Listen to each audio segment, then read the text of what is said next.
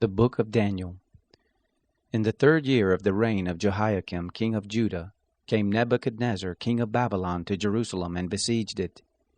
The Lord gave Jehoiakim king of Judah into his hand with part of the vessels of the house of God, and he carried them into the land of Shinar, to the house of his God, and he brought the vessels into the treasure house of his God. The king spoke to Ashpenaz, the master of his eunuchs, that he should bring in certain of the children of Israel, even of the royal seed and of the nobles, youths in whom was no blemish, but well favored and skillful in all wisdom, and endowed with knowledge and understanding science, and such as had ability to stand in the king's palace, and that he should teach them the learning and the language of the Chaldeans.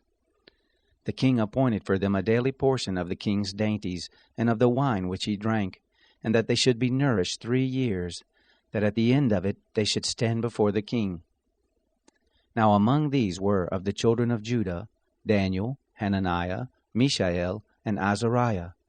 The prince of the eunuchs gave names to them.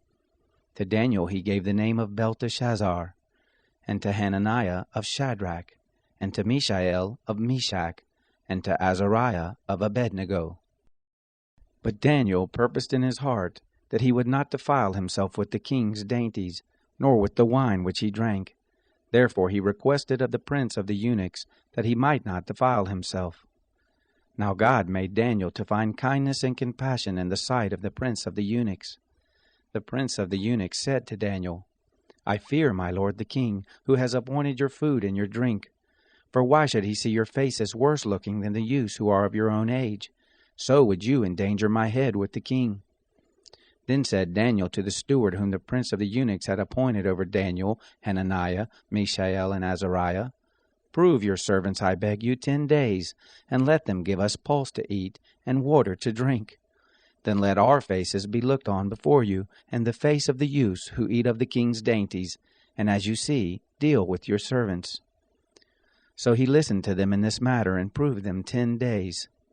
At the end of 10 days their faces appeared fairer, and they were fatter in flesh than all the youths who ate of the king's dainties.